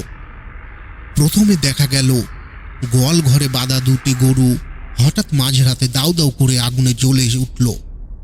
কেউ কিছু বুঝে উঠতে না উঠতেই আগুন নিজে নিজে নিভে গেল। গরু দুটো মৃত। সকালে গ্রাম জুড়ে হইচই শুরু হলো। লোকেরা ভাবল এটা কোনো অশুভ শক্তির কাজ, কিন্তু আসল রহস্য কেউ জানল না। অভিশাপ সুব্রতের ভেতরেই ঢুকে পড়েছে। দিন যত যাচ্ছিল ওর মুখ শুকিয়ে যাচ্ছিল, চোখ লাল হয়ে উঠছিল। সুব্রত মাঝে মধ্যে গলা ভারী করে বলছিল, আমার শিমুলতলার ডাকে সাড়া দিতে হবে। দেবনাথ বুঝতে পারছিল কিছু একটা মারাত্মক ভুল হচ্ছে। একদিন রাতে হঠাৎ সুব্রত ঘুম থেকে উঠে গ্রামের মাঝখানে চলে গেল। তার গলা আর তার নিজের ছিল না, গর্জনের মতো শোনাচ্ছিল। এই গ্রাম আগুনে ভস্ম হবে, অভিশাপ ছড়াবে, আমি তার বাহন। গ্রামের মানুষ ভয়ে চারিদিক থেকে ছুটে এলো। কেউ এগোতে সাহস পেল না, শুধু দূরে দাঁড়িয়ে নাম জপতে লাগলো। দেবনাথ ছুটে এসে তাকে ধরে ফেলল। চোখ মিলে দেবনাথ দেখল সুব্রতর চোখে তখন আগুনের লাল আলো জ্বলছে। সে বুঝে গেল মাঠে আটকে থাকা অগ্নিযক্ষ এখন সুব্রতর শরীর দিয়ে গ্রামে প্রবেশ করেছে। সেই রাতটা যেন গোটা গ্রামকে গিলে খেতে চাইছিল। সুব্রতের শরীর তখন অগ্নিযক্ষের আধার হয়ে দাঁড়িয়ে আছে। চোখে আগুনের মতো লাল আভা, মুখে ভয়ঙ্কর হাসি। সে গ্রামময় হাঁটছে, আর তার ঠোঁট থেকে শুধু একটাই বাক্য বেরোচ্ছে, এই গ্রাম আগুনে ভস্ম হবে, আগুনে ভস্ম হবে। গ্রামের লোকজন দূরে দাঁড়িয়ে ভয়ে কাঁপছিল। কেউ এগোতে সাহস পাচ্ছিল না, কিন্তু দেবনাথ স্থির করল, যাই হোক, সুব্রতকে আমি একা ছাড়ব না। সে এগিয়ে গিয়ে সুব্রতকে জড়িয়ে ধরল। প্রাণপণ চেষ্টা করল ওর চোখের দিকে তাকিয়ে বলতে, তুই আমার ভাই, তোর ভেতরে যে অভিশাপ ঢুকেছে সেটা তুই দোষ, তুই লড়াই কর। মুহূর্তে সুব্রত ভেঙে পড়ল মাটিতে, কিন্তু সেখানে শুরু হলো আসল খেলা। অগ্নিযক্ষ গর্জন করে উঠল সুব্রতর দেহ থেকে। একটা ছায়া একখণ্ড আগুনের মতো আকৃতি বেরিয়ে এলো। তার মুখ নেই, চোখ নেই, শুধু জ্বলন্ত আগুন। গ্রামের সবাই চিৎকার করে পালিয়ে গেল। দেবনাথ দাঁড়িয়ে রইল। সে জানত পালালে কাজ হবে না। তার বুকের ভেতর থেকে এক অদ্ভুত সাহস বেরিয়ে এলো। সে সেই অগ্নিযক্ষকে চিৎকার করে বলল, আমাকে নে, কিন্তু সুব্রতকে ছেড়ে দে। মুহূর্তের মধ্যে আগুনের ছায়া দেবনাথকে জড়িয়ে ধরল। তার শরীর কেঁপে উঠল, চোখ দিয়ে রক্ত ঝরতে লাগলো। সে শেষ শক্তি দিয়ে সুব্রতকে ঠেলে দূরে সরিয়ে দিল, কিন্তু কয়েক সেকেন্ডের মধ্যেই দেবনাথের শরীর দাউ দাউ করে জ্বলে উঠল। তবুও দাঁতে দাঁত চেপে ধরে রইল, যাতে আগুন অন্য কাউকে না ছুঁতে পারে। শেষে আগুনের মধ্যে মিলিয়ে গেল দেবনাথ। শুধু মাটিতে পড়ে রইল একটা কালো ছাইয়ের স্তূপ। সুব্রত জ্ঞান ফিরে যখন সব দেখল, তখন শুধু কাঁদতে লাগলো। আমি কারণ আমার জন্য দেবনাথ মরল। কিন্তু গল্প এখানে শেষ হলো না। অগ্নিযক্ষ দেবনাথকে মেরে দিয়ে নিশ্চিহ্ন হয়নি, বরং এখন গ্রামে আরো বড় অভিশাপ ছড়িয়ে দিয়েছে। কারণ এক সাহসী প্রাণের মৃত্যু মানে অশুভ শক্তির আরো বেশি শক্তি পাওয়া। দেবনাথের মৃত্যুর পর অনেক দিন কেটে গেছে। গ্রামের মানুষ ধীরে ধীরে আবার স্বাভাবিক জীবনে ফিরতে শুরু করলো। সুব্রত চুপচাপ নিজের মধ্যে ডুবে গেল, আর কারো সঙ্গে কথা বলতো না। গ্রামের লোকেরা ভেবেছিল অভিশাপ হয়তো শেষ হয়েছে, কিন্তু অদ্ভুত কিছু ঘটতে শুরু করলো। মাঝরাতে হঠাৎ হঠাৎ গোটা গ্রামে আগুনের মতো আলো দেখা যেত। কোনো কোনো ঘরের চাল হঠাৎ নিজের থেকেই ভেঙে পড়ছিল। গরু ছাগল হারিয়ে যেত। সকালে শুধু পোড়া হাড় পাওয়া যেত। আর সব থেকে ভয়ঙ্কর, দেবনাথের ছাই যেখানে মাটিতে পড়েছিল সেখানে আর কোনো ঘাস জন্মাচ্ছিল না, বরং কালো রঙের মতো তরল বের হতো মাটি থেকে। গ্রাম জুড়ে আতঙ্ক আবার ছড়িয়ে পড়ল। লোকেরা ঠিক করল এবার বাইরের কাউকে ডাকতে হবে। তখনই সামনে এলো সেই নাম, দুর্গাশঙ্কর পণ্ডিত। তিনি কোনো সাধারণ তান্ত্রিক নন, পৃথিবী জুড়ে তার নাম ছড়িয়ে আছে। লোকমুখে শোনা যায় তিনি একবার হিমালয়ের বরফ গলিয়ে এক দানবকে বশ করেছিলেন, আরেকবার আফ্রিকার মরুভূমিতে মানুষের রক্ত খাওয়া এক আত্মাকে বন্দী করেছিলেন। তার কাছে নাকি কালা জ্ঞানের এমন সব মন্ত্র আছে যা পৃথিবীর সব অশুভ শক্তিকে দমন করতে পারে। গ্রামের কিছু সাহসী মানুষ তাকে খবর দিল। একটা ঝড়ো সন্ধ্যায় মেঘে ঢাকা আকাশের নিচে গ্রামের শিমুলতলার মাঠে যখন সবাই অপেক্ষা করছে, তখন ধীরে ধীরে ঢুকলেন সেই মানুষটা।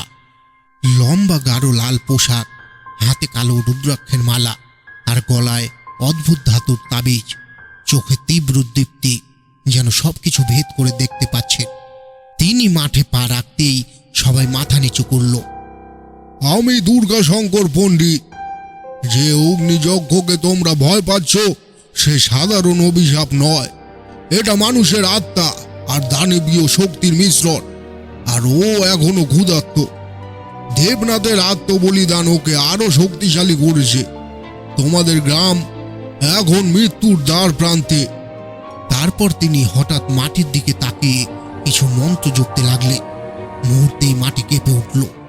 যেখান থেকে কালো তরল বেরোচ্ছিল সেখান থেকে ভেসে উঠল ভয়ঙ্কর আগুনের ছায়া। লোকেরা আতঙ্কে পিছিয়ে গেল, কিন্তু দুর্গাশঙ্কর পণ্ডিত এক চুলও নড়লেন না, শুধু বললেন, আজ থেকে যুদ্ধ শুরু হলো, দেখি কার কত শক্তি। গ্রামের বুক কাঁপানো ঘোষণা দিয়ে দুর্গাশঙ্কর পণ্ডিত মাঠে বসালেন যজ্ঞ। সুব্রত আর গ্রামের সাহসী কয়েকজন ছেলে তাকে সাহায্য করল। শিমুলতলার মাঠের মাঝখানে বড় এক গর্ত খুঁড়ে তাতে কাঠ, ঘি আর নানা রকম তান্ত্রিক দ্রব্য রাখা হলো। গোটা মাঠের চারপাশে আঁকা হলো ভয়ঙ্কর মণ্ডল, যেখানে লাল সিঁদুর, রক্তের ছিটে আর পঞ্চমুখী প্রদীপ জ্বলছিল। গ্রামের লোকজন ভয়ে দূরে দাঁড়িয়ে। সবাই জানত এবার যে কিছু একটা ভয়ঙ্কর ঘটবেই। দুর্গাশঙ্কর পণ্ডিত গভীর স্বরে মন্ত্র জপতে শুরু করলেন। মন্ত্র যেন আগুনের শিখা নাচতে লাগলো। হঠাৎ চারপাশে অদ্ভুত ঝড় উঠল। কেউ যেন অদৃশ্যভাবে হাসছে।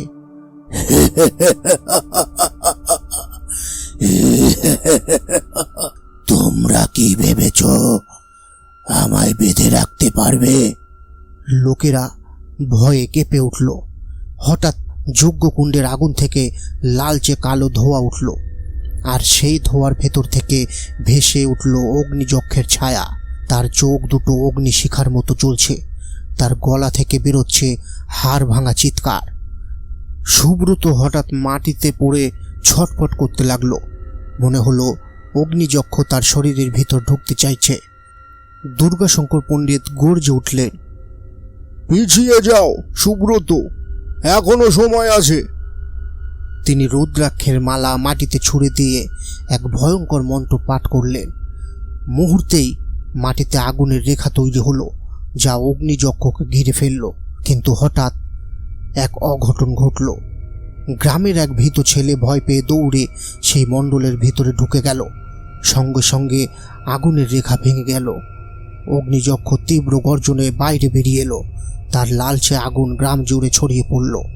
চোখের সামনে সেই ছেলেটা মুহূর্তেই ভস্ম হয়ে গেল।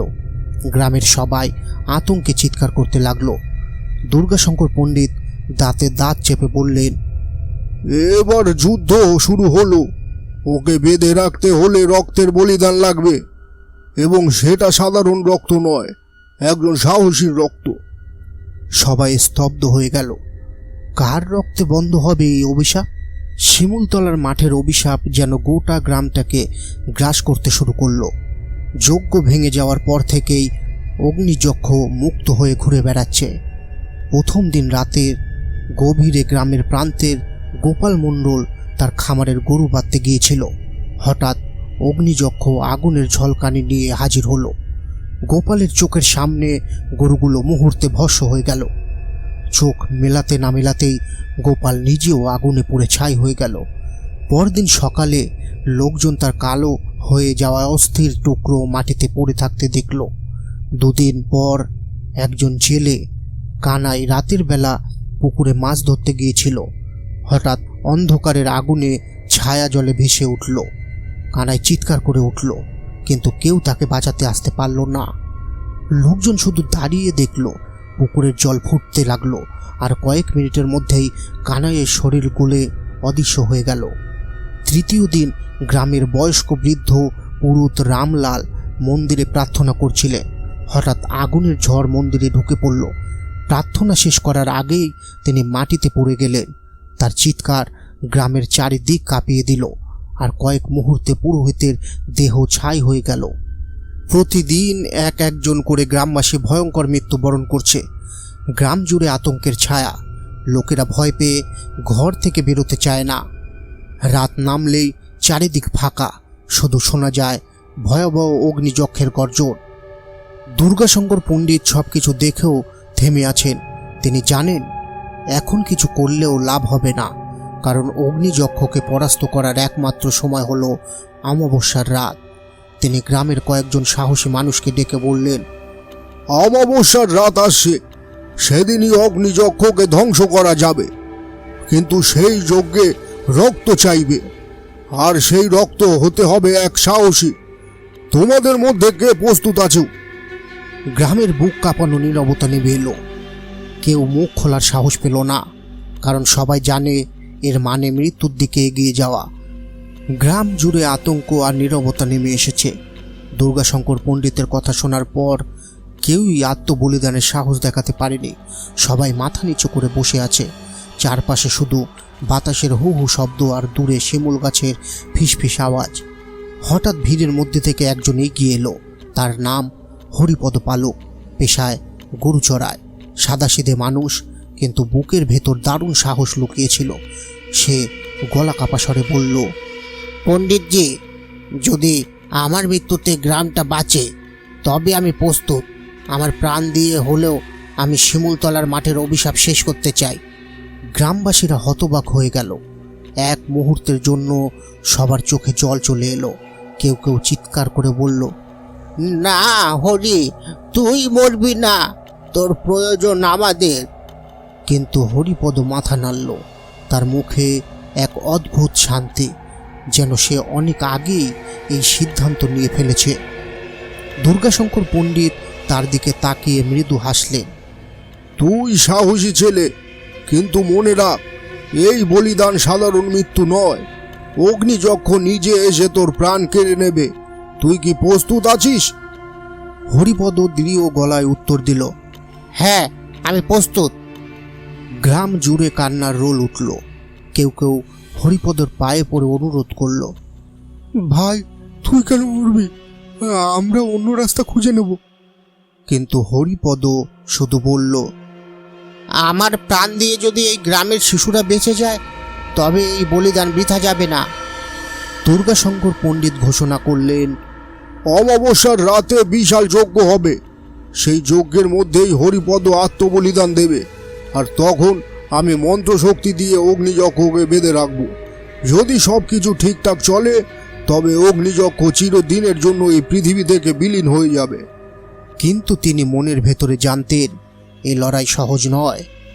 এক মুহূর্তের ভুল মানেই শুধু হরিপদ নয়, গোটা গ্রাম ধ্বংস হয়ে যাবে। গ্রামে তখন ভয়ানক অশুভ নীরবতা নেমে এসেছে। সূর্য ডুবলেই গ্রামের প্রতিটি ঘরে কেরোসিনের বাতি জ্বালানো হলেও আলো যেন ঠিকমতো ছড়াচ্ছে না।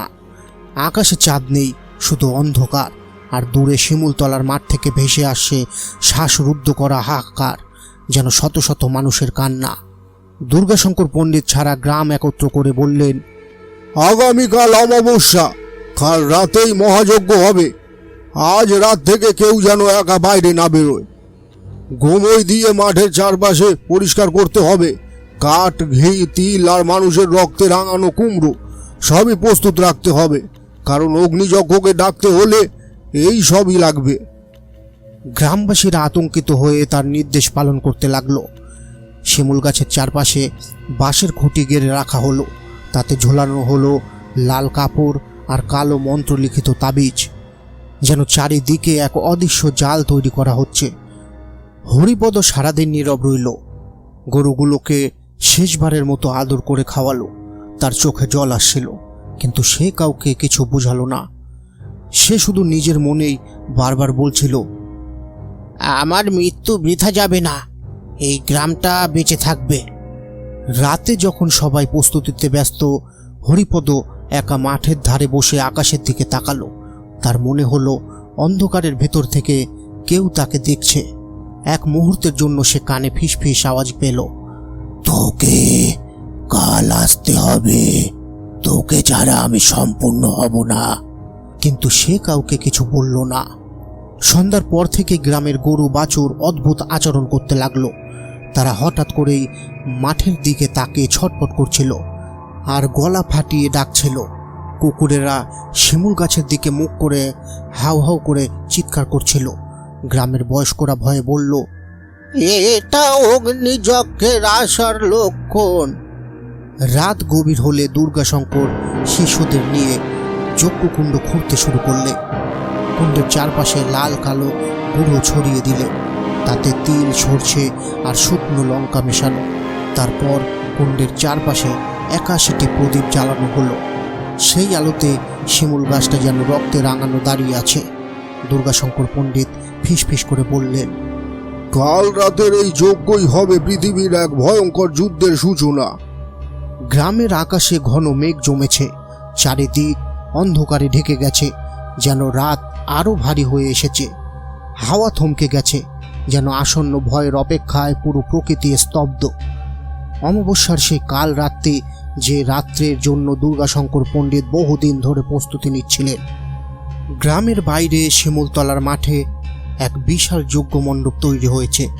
লালচে অগ্নিশিখায় পুরো মণ্ডপ আলোকিত, কিন্তু সে আলো ভয় ছড়াচ্ছে। মাটির নিচে লুকোনো অগ্নিযক্ষ যেন ক্রমশ শক্তি সঞ্চয় করছে।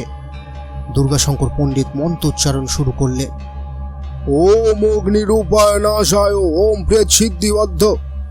তার কণ্ঠে গর্জন উঠল, আর সঙ্গে সঙ্গেই চারপাশের বটগাছ, শিমুল গাছ কেঁপে উঠল। গ্রামবাসীরা দূরে দাঁড়িয়ে আছে আতঙ্কে। তারা জানে আজ হরিপদ নিজের প্রাণ দেবে বলিদান হিসাবে। হরিপদ মুখে একটিও কথা বলছে না, শুধু শান্ত দৃষ্টিতে আগুনের শিখার দিকে তাকিয়ে আছে। তার চোখে ভয় নেই, আছে এক অদ্ভুত দৃঢ়তা। রাত যত গভীর হচ্ছে ততই যজ্ঞের শক্তি বাড়ছে। হঠাৎই মাঠের মাটি ফেটে উঠতে লাগলো, গর্জন ভেসে এলো। কে কে আমায় আহ্বান করছে? কে ভাঙলো আমার নরকের নিদ্রা? গ্রামের মানুষজন আতঙ্কে চিৎকার করে উঠল। দুর্গাশঙ্কর পণ্ডিত দাঁড়িয়ে রইলেন অবিচল, তার চোখে পাগলামির ঝলক। আজ তোমার রক্ত চাই অগ্নিযক্ষ। আজ হরিপদের আত্মবলিদান তোমায় জাগিয়ে তুলবে, আর আমি তোমাকে নিয়ন্ত্রণ করব পৃথিবীর শেষ দিন পর্যন্ত। হরিপদ ধীরে ধীরে এগোতে লাগলো অগ্নিশিখার ভেতরে। চারপাশে আগুন গর্জন করছে আর মাটি কাঁপছে। ঠিক তখনই প্রথমবার গ্রামের মানুষজন ছায়ার আকারে দেখতে পেল অগ্নিযক্ষ উঠে আসছে মাটির তলা থেকে। তার চোখে জ্বলন্ত আগুন, আর শরীর থেকে ছিটকে পড়ছে অগ্নিকণা। যজ্ঞ শুরু হয়ে গেছে, এবার আর ফেরার পথ নেই। মধ্যরাত পেরিয়ে গেছে, আকাশ কালো মেঘে ঢাকা, চাঁদের আলো পর্যন্ত নেই। যজ্ঞকুণ্ডের আগুন তীব্রভাবে জ্বলে উঠেছে। মন্ত্রোচ্চারণে দুর্গাশঙ্করের গলা আরও কাঁপা কাঁপা শোনাচ্ছে, যেন ভয় আর উন্মাদনা মিলেমিশে গেছে। হরিপদ এগিয়ে এলো আগুনের সামনে। গ্রামের মানুষ হাহাকার করে উঠল, না হরিপদ, থামো তুমি। কিন্তু সে পিছন ফিরে একবারও তাকালো না। তার চোখে যেন কোনো অতল দৃঢ়তা। হঠাৎই দুর্গাশঙ্কর পণ্ডিত এক হুঙ্কার দিয়ে বললেন, এবার সময় হয়েছে। যে রক্তের আহুতি অগ্নিযজ্ঞকে জাগাবে তা দাও। হরিপদ নিজের বুকে ছুরি চালিয়ে দিল। মুহূর্তের মধ্যে তার রক্তধারা আছড়ে পড়ল যজ্ঞকুণ্ডে। আগুন লাল থেকে কালো হয়ে উঠল, আর সাথে সাথে মাটি প্রচণ্ড কেঁপে উঠল। হঠাৎ যজ্ঞকুণ্ডের আগুন ফেটে বেরিয়ে এলো এক ভয়ঙ্কর ছায়া। অগ্নিযক্ষ। তার চোখ দুটো জ্বলন্ত অঙ্গারের মতো, শরীর থেকে নির্গত হচ্ছে আগুনের ঝলকানি। তার নিঃশ্বাসেই চারপাশের গাছ শুকিয়ে গেল, ঘাস ছাই হয়ে গেল। গ্রামবাসীরা আতঙ্কে ছুটতে লাগলো।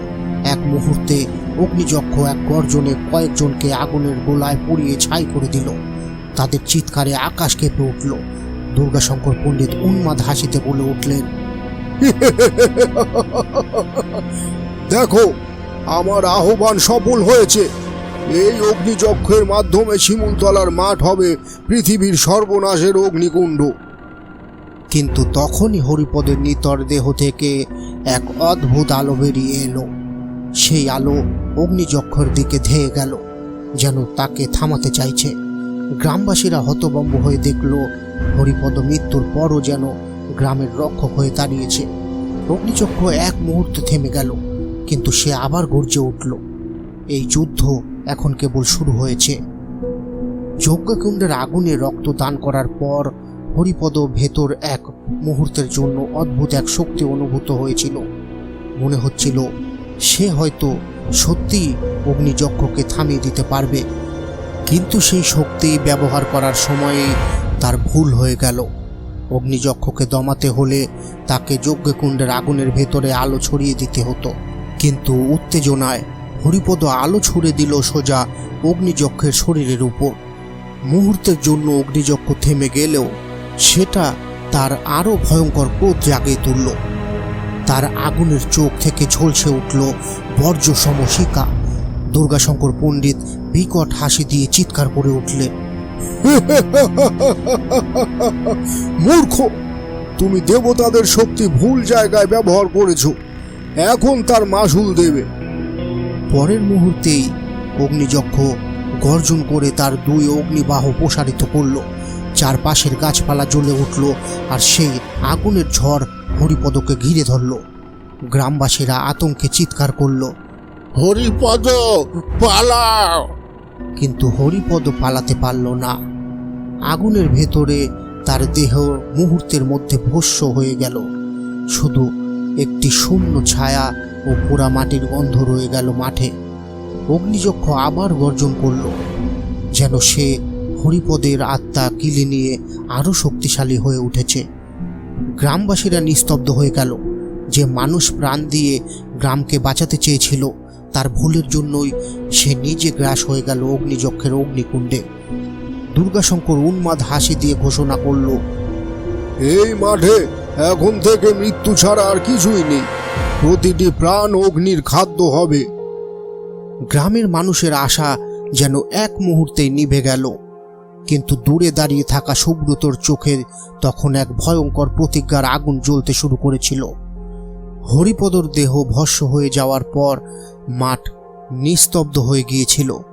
সবাই নির্বাক আতঙ্কে কাঁপছে, কিন্তু সেই নীরবতা ভেতরেই দাঁড়িয়েছিল সুব্রত, চোখে লাল আগুনের মতো জেদ। সে দাঁতে দাঁত চেপে বলল, এবার আর কাউকে মরতে দেব না। যতক্ষণ আমি বেঁচে আছি এই মাঠে অগ্নিযক্ষের রক্ত ঝরবেই। দুর্গাশঙ্কর পণ্ডিত তাচ্ছিল্যের হাসি দিয়ে তাকালো তার দিকে। মূর্খ ছেলে, তুই ভাবছিস তোর মতো এক সাধারণ মানুষ আমার শতাব্দীর সাধনার ফলকে হারাতে পারবে? কথার উত্তর না দিয়ে সুব্রত যজ্ঞকুণ্ডের কাছে গিয়ে একটা অগ্নিশিলাকা হাতে তুলে নিল। শিখার আলোয় তার মুখ জ্বলজ্বল করছে। তারপর গর্জন করে এগিয়ে গেল অগ্নিযক্ষের দিকে। অগ্নিযক্ষ আগুনের হাত বাড়িয়ে সুব্রতকে পুড়িয়ে ফেলতে চাইল, কিন্তু সুব্রত সেই মুহূর্তে শালাকা ঘুরিয়ে আগুন ঠেকিয়ে দিল। শিখা আছড়ে পড়ল চারিদিকে। মাঠ কেঁপে উঠল। সুব্রত বারবার আঘাত করছিল শালাকা দিয়ে, কিন্তু প্রতিটি আঘাত অগ্নিযক্ষের শরীরে গিয়ে যেন আরও আগুন জন্ম দিচ্ছিল। সে যতই লড়াই করছিল ততই দাউ দাউ করে আগুন জ্বলে উঠছিল মাঠে। হঠাৎ অগ্নিযক্ষ গর্জন করে সুব্রতকে ছুঁড়ে ফেলল মাটিতে। সুব্রত রক্তাক্ত হয়ে পড়ে গেল, কিন্তু আবার উঠে দাঁড়ালো। মরবো তো মরবো, কিন্তু লড়াই না করে মরবো না। এই কথা বলে সে আবার ঝাঁপিয়ে পড়ল অগ্নিযক্ষের দিকে। গ্রামবাসীরা অবাক হয়ে তাকিয়েছিল। এই ছেলেটাই কি সত্যি তাদের শেষ আশা? যুদ্ধ থেমে গেছে মুহূর্তের জন্য। সুব্রত দাঁড়িয়ে আছে রক্তাক্ত শরীরে, হাতে জ্বলন্ত শলাকা। অগ্নিযক্ষ যেন থমকে দাঁড়িয়েছে, চোখ দুটো লাল শিখার মতো জ্বলছে। হঠাৎ দুর্গাশঙ্কর পণ্ডিত গম্ভীর হাসিতে বলে উঠল, গ্রামবাসীরা, তোমরা কি জানো যে দানবের ভয়ে তোমরা কাঁপছো সেই অগ্নিযক্ষের আসল উৎস কোথায়? সবার দৃষ্টি ঘুরল তার দিকে। পণ্ডিত হাত তুলে আকাশের দিকে মন্ত্র পড়ল, তারপর চিৎকার করে বলল, অগ্নিযক্ষের জন্ম সুব্রতর হাত থেকেই। মুহূর্তেই আকাশ বিদ্যুতের মতো কেঁপে উঠল। যজ্ঞকুণ্ডের আগুন হঠাৎ উঁচু হয়ে জ্বলে উঠল, আর আগুনের ভেতর থেকে প্রকাশ পেল এক ভয়াবহ দৃশ্য। কয়েক বছর আগের ঘটনা, যখন সুব্রত ছোট ছিল। একবার মাঠে খেলার সময় সে দুর্ঘটনাবশত এক অভিশপ্ত অগ্নিশিলাকা ছুঁয়ে ফেলে। সেই শলাকার মধ্যে বহু শতাব্দীর অগ্নিদেবতার অভিশাপ বন্দী ছিল। শিশু সুব্রতর শরীরে সেই শক্তি প্রবেশ করে যায়। তখন থেকেই অগ্নিযক্ষ আসলে তার ভেতরেই ঘুমিয়েছিল। পণ্ডিত সেই গোপন শক্তি জাগিয়ে তুলেছে যজ্ঞের মাধ্যমে। গ্রামবাসীরা চমকে ওঠে। মানে অগ্নিযক্ষ আসলে সুব্রতর ভেতরেই ছিল? সুব্রত হতবাক হয়ে দাঁড়িয়ে থাকে, তার চোখে ভয় ও অপরাধ বোধ জমে ওঠে।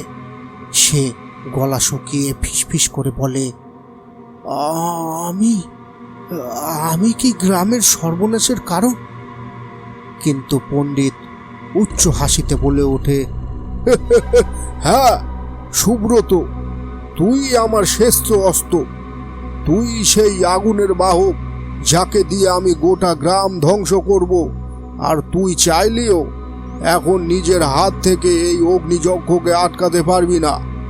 হঠাৎ সুব্রতের হাত থেকে আগুন বেরিয়ে এলো, আর সেই আগুনে মাঠের গাছগুলো দাউ দাউ করে জ্বলে উঠল। সে নিজের হাত চেপে ধরল, কিন্তু আগুন থামছে না। গ্রামবাসীরা আতঙ্কে দৌড়াতে লাগলো, কেউ কেউ চিৎকার করে উঠল, সুব্রতই আমাদের ধ্বংস করবে। সুব্রতর চোখে জল এসে গেল। সে মাটিতে হাঁটু গেড়ে বসে পড়ল, নিজের বুক চাপড়ে কেঁদে উঠল। না, আমি অভিশাপের ভার আর নিতে পারবো না। আমি লড়ব, কিন্তু তোমাদের ধ্বংস করতে দেব না। দুর্গাশঙ্কর পণ্ডিতের মুখে অদ্ভুত এক রহস্যময় হাসি। গ্রামবাসীরা ভয়ে পালিয়ে যাচ্ছে, আর সুব্রত নিজের হাতের আগুন সামলাতে হিমশিম খাচ্ছে। পণ্ডিত তখন গম্ভীর গলায় বলে উঠল, তোমরা সবাই ভুল বুঝেছ। আমি সুব্রতকে ধ্বংস করতে চাই না। আমি চাই ওর হাত থেকে জন্ম নেওয়া এই অগ্নিযক্ষ নিশ্চিহ্ন হোক। কারণ যতক্ষণ অগ্নিযক্ষ বেঁচে আছে ততক্ষণ এই গ্রামে কখনো মুক্তি পাবে না। সবাই চমকে উঠল। গ্রামবাসীরা প্রশ্ন করল, কিন্তু তুমি তো আগেই বলেছিলে সুব্রতই ধ্বংসের কারণ।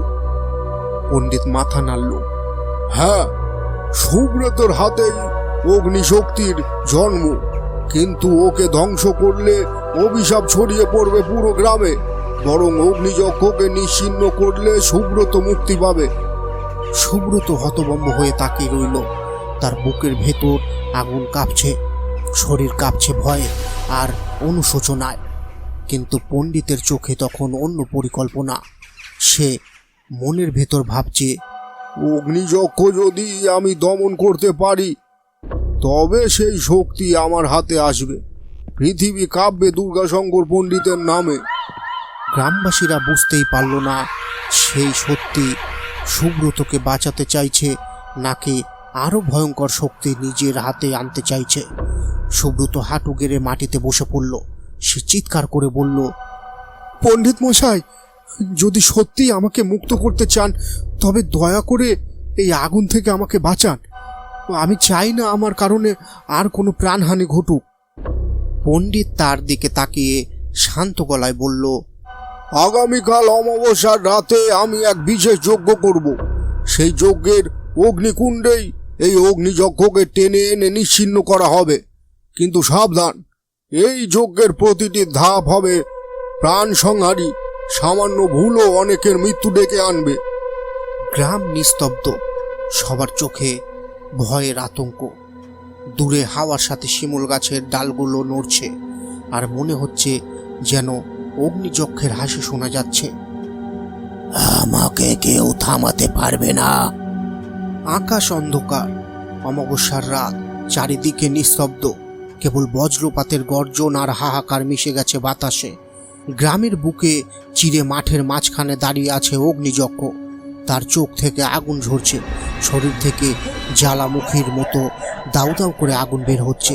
চারিদিকে ধান ক্ষেত, বাঁশবাগান, পুকুর সব পুড়ে যাচ্ছে সেই আগুনের তাপে। গ্রামের মানুষ দূর থেকে আতঙ্কে তাকিয়ে আছে, বুক কাঁপছে সবার। সেই সময় এগিয়ে এলো দুজন মানুষ, দুর্গাশঙ্কর পণ্ডিত আর সুব্রত। একজন পৃথিবী বিখ্যাত তান্ত্রিক, আর একজন সাধারণ গ্রামের ছেলে, কিন্তু যার শরীরে অলৌকিক শক্তির জাগরণ হয়েছে।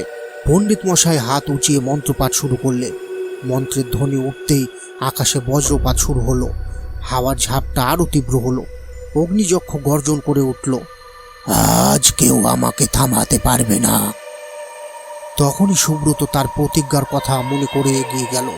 তার হাত থেকে জ্বলে উঠল আগুন, কিন্তু এবার সেই আগুন ছিল রক্ষার প্রতীক।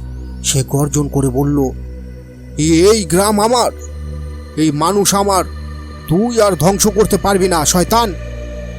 দুর্গাশঙ্কর পণ্ডিত আর সুব্রত একসাথে লড়াই শুরু করলো অগ্নিযক্ষের সাথে। মন্ত্রের জাদু আর আগুনের আঘাতে মাঠ ভয়ঙ্কর যুদ্ধক্ষেত্রে পরিণত হলো। পৃথিবী যেন কেঁপে উঠছিল প্রতিটি আঘাতে। অবশেষে সুব্রতর শরীর থেকে এক অদ্ভুত আলোক শক্তি বের হলো। সে দুই হাত আকাশের দিকে তুলে চিৎকার করে বলল, তুই যেখান থেকে এসেছিস সেখানেই ফিরে যা শয়তান, এই পৃথিবীতে তোর কোনো জায়গা নেই। সঙ্গে সঙ্গে সেই আলোক শক্তি অগ্নিযক্ষকে ঘিরে ধরল। দুর্গাশঙ্করের মন্ত্র উচ্চারণ তার শক্তিকে বাড়িয়ে দিল। এক মুহূর্তের গর্জন, অগ্নিশিখার বিস্ফোরণ, তারপর সব নিস্তব্ধ। অগ্নিযক্ষ চিরকালের মতো নিশ্চিহ্ন হয়ে গেল। গ্রাম রক্ষা পেল, মানুষ হাত ছেড়ে বাঁচল। কিন্তু যুদ্ধ শেষ হতেই দুর্গাশঙ্কর পণ্ডিত মুখে বললেন, আমার কাজ শেষ, এবার আমাকে যেতে হবে। গ্রামের সবাই অনুরোধ করল, আপনি থাকুন, আমাদের সাথে থাকুন। আপনি না থাকলে আবার যদি বিপদ আসে। কিন্তু তিনি মাথা নড়ালেন। না, আমার পথ আলাদা, কিন্তু আমি একা যাচ্ছি। আমি সুব্রতকে দীক্ষা দিয়ে যাব। তারপর তিনি সুব্রতের মাথায় হাত রেখে গম্ভীর কণ্ঠে বললেন, আজ থেকে তুই শুধু গ্রামের রক্ষক নস, তুই এই শক্তির ধারক। তোর ভেতরে যে অগ্নি শক্তি জেগেছে সেটাকে নিয়ন্ত্রণ করতে সে তুই হবি ভবিষ্যতের অগ্নি দেবতার বাহক। সুব্রত স্তব্ধ দাঁড়িয়ে থাকল। তার চোখে জ্বলে উঠল দৃঢ়তার আলো। দুর্গাশঙ্কর ধীরে ধীরে গ্রাম ছেড়ে বেরিয়ে গেলেন। তার ছায়া মিলিয়ে গেল দূরের অন্ধকারে, কিন্তু শিমুলতলার মাঠে আজীবন থেকে গেল সুব্রতর সেই প্রতিজ্ঞা, আমি এই গ্রামকে রক্ষা করব যতদিন বেঁচে থাকব। তো বন্ধুরা, কেমন লাগলো আমাদের আজকের গল্পটি যদি ভালো লেগে থাকে তাহলে প্লিজ আমাদের চ্যানেলটিকে সাবস্ক্রাইব করে পাশে থাকা বেল আইকনটি প্রেস করতে ভুলবেন না। এখন তোমরাও কিন্তু তোমাদের জীবনে সত্যি ভৌতিক ঘটনা আমাদের পাঠাতে পারো সত্যিভৌতিককাহিনী@gmail.com। তো শীঘ্রই আরেকটি গল্প নিয়ে তোমাদের সামনে উপস্থিত হব। ততক্ষণের জন্য তোমরা ভালো থাকবে আর সবাইকে ভালো রাখবে।